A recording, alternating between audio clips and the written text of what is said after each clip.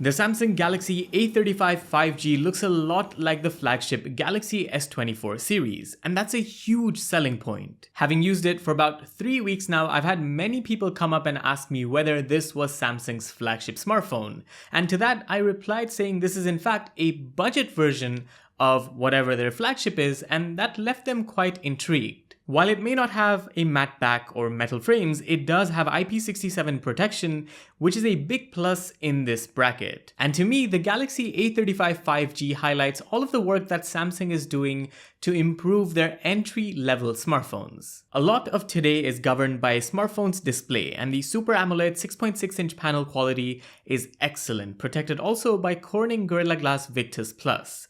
At no point did I feel let down by what I was seeing in terms of colors or text, and the durability of the screen is also pretty good. Next, for a phone, calling is a no-brainer, and I've had no issue with the Galaxy A35 when it comes to reception or calls being dropped. If there's one complaint, I do wish the loudspeaker could have been slightly louder, and this complaint carries over to when I'm watching multimedia as well. The dual stereo speaker, while good, isn't as rich and doesn't have that thump to it as other stereo speakers I've listened to, but that's a small complaint. Back to the display, while it is 120Hz, I've been reminded several times about how it might not be consistent.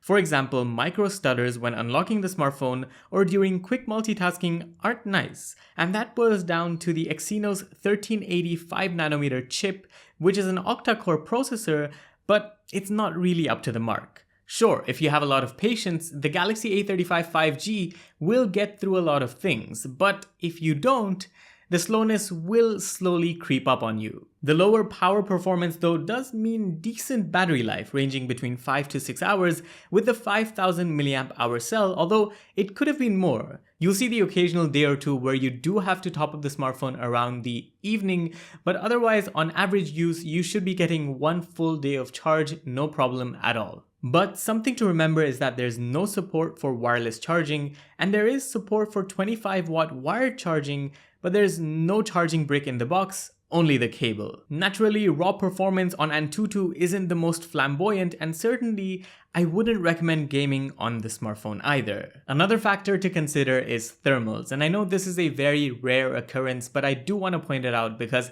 it might be useful. So you know how boiling Dubai gets during the summer, around 40 to 45 degrees, and I was using the smartphone to get to a place using 5G and Google Maps, and that's where the smartphone started to overheat for me. It gave me a warning to tone down your brightness, followed by going from the light version of Google Maps to the dark mode version of Google Maps, and then completely disabling the floating version of Google Maps. So I don't know how frequently this might happen to you, but it did happen to me, and I thought I'd bring it to light in this review. But as far as other software goes, I'm happy to say that there's pretty much nothing to complain about.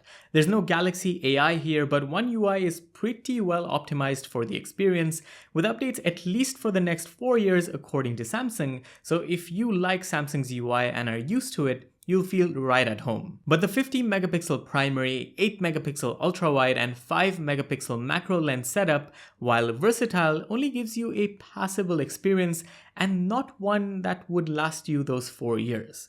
I'd say something the cameras get pretty right are the colors, but sharpness leaves a bit to be desired and doesn't improve much even when using the 50-megapixel mode. At night, it's pretty much the same story, and night mode just overcompensates by punching up sharpness in photos. Coupling that with the camera's slow shutter and opening times, and you're looking at a not so pretty picture for the Galaxy A35 5G, no pun intended.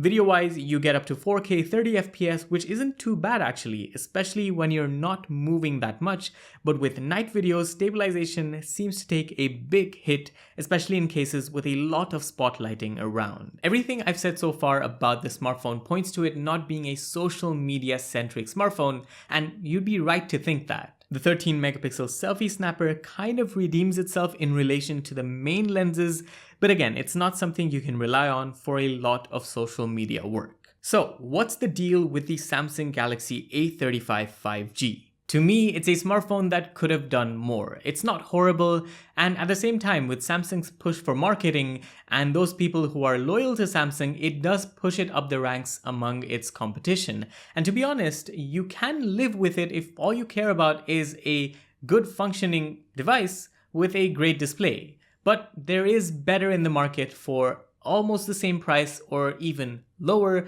which you might want to consider. So thanks for watching. This was Vaibhav, and I'll see you in the next one. Adios.